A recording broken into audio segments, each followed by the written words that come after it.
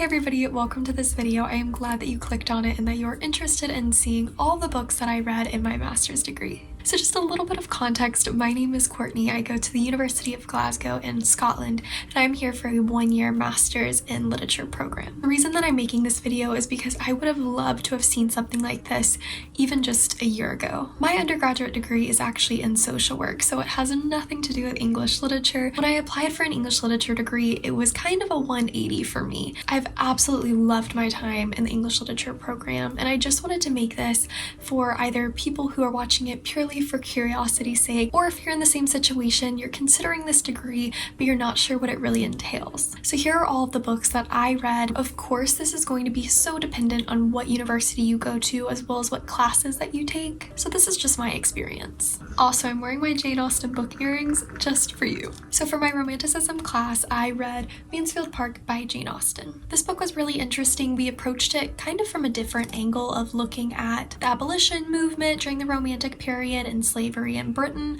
and the history behind abolishing slavery. If you didn't know, Lord Mansfield was the judge in the Somerset case, which was really taken to be in the public's mind the first steps in the abolition of slavery on England's soil. And you can clearly see this reflected in the title of the book. Along that same vein is the interesting narrative and other writings, and this is Equiano's story. This is one of the first slave narratives published by a free black man in England. Going along with that, we have The History of Mary Prince. This was also the first narrative to be published by a black woman in Britain. So both of these really work hand in hand. They are accounts of freed slaves and how they got there, and they were definitely used by abolitionists to push forward and end slavery in Britain. So these are two very important works that there's not a lot of recognition of people of color in romantic literature. That's something that a lot of scholars are trying to put more work into and is a really important direction to go in. Next, we will be moving into my Victorian literature. This is fantasy and realism, and I absolutely loved this class. I love Victorian literature. You're going to see some titles that you probably already know, but also ones that you might not. First up is Jane Eyre by Charlotte Bronte. This is one of my favorite novels of all time. Ever in the whole wide world. I love this book. I'm not going to go into too much depth about it, but basically Charlotte Bronte, Emily Bronte, who wrote Wuthering Heights, and Anne Bronte, who I will actually show you now. She wrote Agnes Grey, and they all wrote multiple novels, but these are just a couple of their popular ones. All of the Brontes are really amazing, and there are so many themes within Jane Eyre to talk about. Feminists, Freudian theories, anything you want to do, you can definitely analyze this book. I picked up Agnes Grey. I didn't actually have to read it for a class, but I couldn't find an affordable copy of this in the States, and this one was only $5.99, and so I got this. I really loved Agnes Grey. I just want to pop it in there for you guys who have maybe read Jane Eyre, maybe read Wuthering Heights. This is kind of like a little bit of a watered down version of Jane Eyre. And I don't say that in a bad way at all. I just mean to say there's definitely less gothic elements in this book. It's a bit more of a straightforward love story. Next, we have George Eliot's Adam Bede. So George Eliot is actually a pseudonym. I don't know if a lot of people know that. I didn't. So this is a woman who wrote this book. Actually, I expected to be really bored.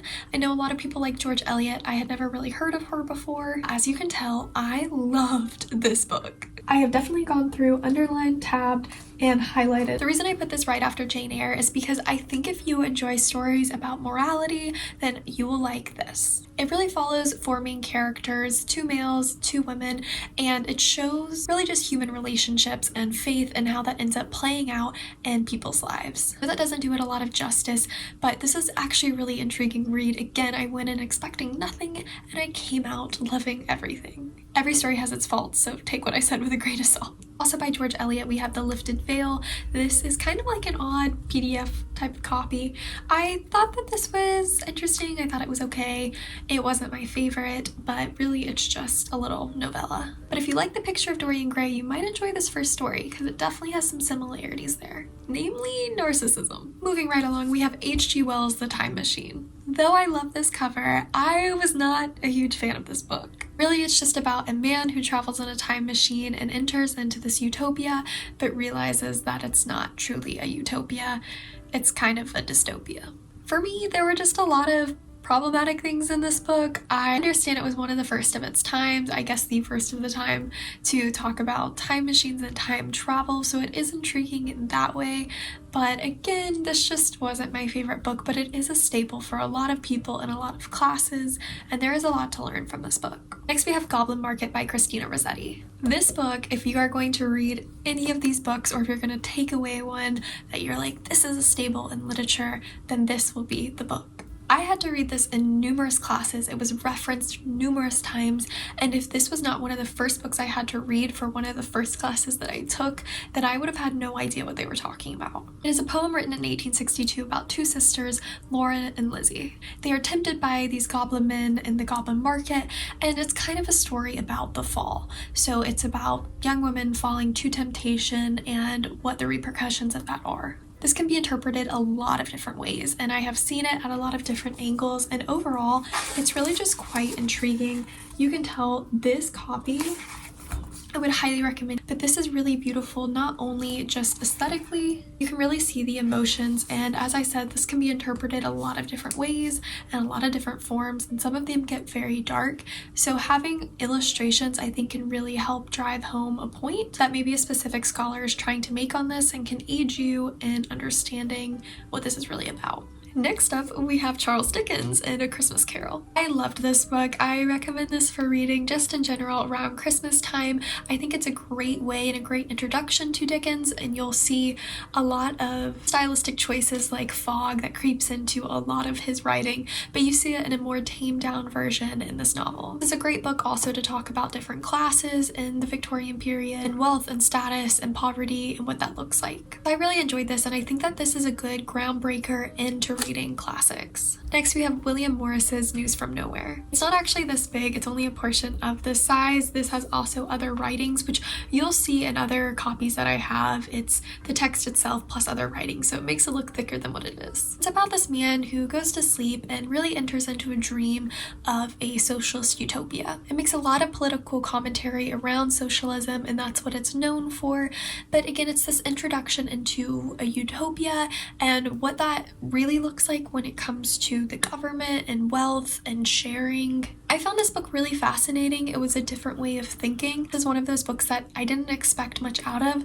and I actually got a lot. It was just a really intriguing read in terms of capitalism and industrialization. The last book that I read for my Victorian literature class is The Turn of the Screw, and this is by Henry James. This definitely goes along with other Gothic tales. I did a research paper on Jane Eyre and The Turn of the Screw, and there's a lot of similarities you can compare it to. It's about this governess who goes to a residence called Bly, and she's charged with taking care of these two children, and these two children end up talking to ghosts of former employees that have passed away. But the real question is, are they ghosts or are they real? It's kind of a psychological tale in that sense. So I would recommend this if this sounds interesting to you.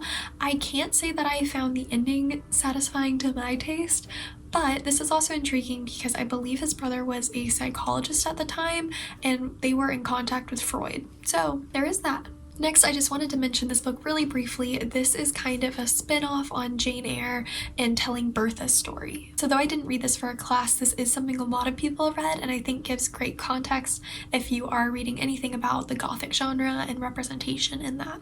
Moving into my fantasy course, so the first books I'm going to talk about are just fantasy in general, and then I'll get into children's fantasy. So first we had The Lord of the Rings. We were actually tasked with reading all 3 novels for one of my classes, and this bad boy is a thick book. So J.R.R. Tolkien is definitely a man to be talked about in the fantasy genre. It's very essential to its reading, and I also happen to take classes from a professor who specialized in Tolkien. I'm going to go into depth talking about this because I think everybody at this point knows what The Lord of the Rings is. It's really just this huge adventure tale with elves and dwarves, and it's just a real immersive fantasy book that can be read in a lot of different ways and has a lot of depth to the world building. Additionally, we had to read The Hobbit. I don't have that copy with me at the moment, but that was important too. I mean, it's really almost the size of my head. I also read Titus Grown. This is by Mervyn Peake. I had never heard of this book before. It's a part of a trilogy. It's very high fantasy, slow burn, political intrigue, castles, gothic. I really just listed a bunch of buzzwords and didn't really put them all together. This for me was a little bit of an introduction into weird fantasy, and when I say weird fantasy, I mean Lovecraft. We also had to read a couple of his pieces, Weird fantasy is definitely not my taste. So this book is interesting. It's not Lovecraft when it comes to creatures like that, but at the end of the book, I was really left wondering what I had just read. I know people in my class who absolutely love this, so if you're a huge fan of high fantasy and the gothic castle political intrigue vibe, you might really like this. I thought it was cool. Next we have Lead in the Mist. This is by Hope Morellis. I feel like Morellis is not how you pronounce that last name. I really can't talk too much about this book. It left me, again, a little bit baffled of what was really happening, but Mary Gentle says at the back of this book, a Shakespearean tragic comedy, a murder mystery, and a multifaceted allegory all in one, and a very good story, too. And Neil Gaiman, who wrote Coraline, said, the single most beautiful and unjustifiably forgotten novel of the 20th century. I actually had to read this at the very end of my semester, so I didn't really go into deep analysis over it, but this is a cool fantasy. Moving right along, we have The Wizard of Oz, and this is by L. Frank Baum. I think most of you guys know what The Wizard of Oz is, but the reason that I found this story pretty intriguing compared to the rest of the literature I read that was all pretty much British literature is that this is written by an American author and really reflects America at the time. Not sure if I said affects or reflects, but it reflects America. I must say I wasn't super interested in reading this book because I'm not a huge fan of the movie. I think it's great, but I never had a deep interest in it. But I really loved this book and I actually thought it was fantastic. And there's a lot you could take from this. This has been interpreted 1,000 different ways, even down to the colors that are used in this book, so it is really intriguing. Look at this cover. Wow. And before I get into the last part, which is going to be children's fantasy reads, I just wanted to quickly put out The Employees, a workplace novel of the 22nd century. As a book that I read for a creative writing class, this was more looking at kind of like setting and form. This is such an odd, cool novel. It's about this crew of half humans and half non-humans put on this ship, and they have gone to, I guess, complete this task. It's really not super clear, but it's really an introspective look at humanity, and there are these odd objects that appear. Both humans and non-humans alike feel this pull and gravitation towards these objects. It's written in the form of statements. You can tell this is one, this is another. So this is not a continuous page of dialogue. There's just one statement per page, and it just makes up the whole story, having individual statements. And sorry, I forgot to mention this is by Olga Ravin? So really just intriguing, quite interesting, nothing like anything I've ever read. Not like The Office, though it sounds like that. I went to London and went to the Sherlock Holmes Museum.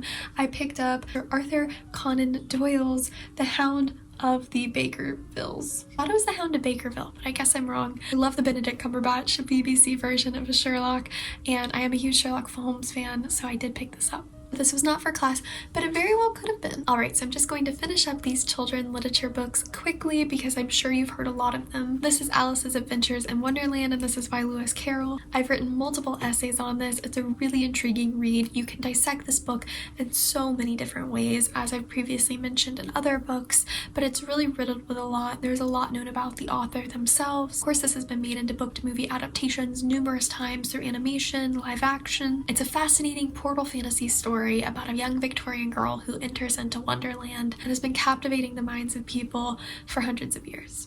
I got this copy at a used bookstore and I just think it's so cool. I think this was published in the 80s. Next we have Peter Pan, and I also read Peter in Kensington Gardens, which was the first Peter Pan, and this is by J.M. Barrie. This is kind of like The Wizard of Oz for me in the sense of I wasn't super interested in Peter Pan, but I read Peter in Kensington Gardens and I really liked that one.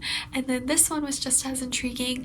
I highly recommend checking out these books. It's just cool to see where the Peter Pan myth was kind of born. It was even born before that, I think. So it is really intriguing, just the origin tales of Peter Pan, his personality, gender dynamics, narcissism, and of course the eternal child are all summed up in this book. So I highly recommend this. They also have some amazing audiobooks of these too. So even if you just have a little bit of time and you're interested in Peter Pan, this is incredible. And if you have an interest in plays, there's some really intriguing scholarship around the Peter Pan play. Next we have Watership Down, and this is by Richard Adams. This is the 50th anniversary copy, and as you can tell, this is a pretty thick book too. Really, it's just a very famous British children's book that has a lot to do with the post-world child. It's actually pretty violent for being a children's book, so it's interesting to see how that has aged and progressed since its publication versus now, and what children are supposed to or not supposed to be reading. which is a whole other conversation. This book was one that I hadn't heard of before, but it has been made into movies, and again, I think it's been something that for generations people have read now, which is very cool. Next we have Tom's Midnight Garden, and this is by Philippa Pierce. This again is a British children's book, and it has to do with this guy named Tom who ends up going to his aunt and uncle's to quarantine after his brother gets sick, and there he discovers that there is this magical garden out back, and so it's his immersion into the fantasy world and growing up. I thought that this was cool. This has been made into movies multiple times as well. I think it's been influential into past generations and is also a unique book to look at for time travel. Next we have The Borrowers. This is by Mary Norton. This has been made into movies multiple times as well. You can see a consistent theme, but also I think it's The Secret Life of Arrietty has been made into a movie by Disney fairly recently, an animation. Fairly recently, I mean that is in the last decade. But this has to do with the miniature and the othering of people.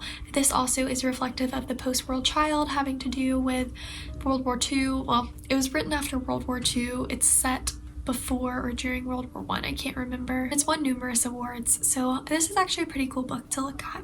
And the last book I have to share with you guys is The Clockwork Crow. This is by Catherine Fisher. So this is a gothic tale that's written in modern day, and it's really quite intriguing to look at children's gothic literature. I actually really enjoyed this. I'm not sure if this is a book a lot of programs would read. I think my professor just had a good connection with this author personally, and that's why we read it, but it's actually really cool. It has a beautiful cover, and I believe it's a trilogy now. Alright guys, those are all of the books that I have read for my program that I have physical copies of at least. As you can tell, there is a large range of diversity, topics, the theories that could be applied to it, and that's the beauty of a literature program. I'm very thankful that I've been able to study these books. I found each and every single one of them very educational. Some I have fallen in love with, and some have left me wondering what was even happening. But to each his own. Thank you guys so much for watching. I hope that this was helpful or at least satisfied some curiosity. I will see you later, and I hope you have the absolute best day of your life.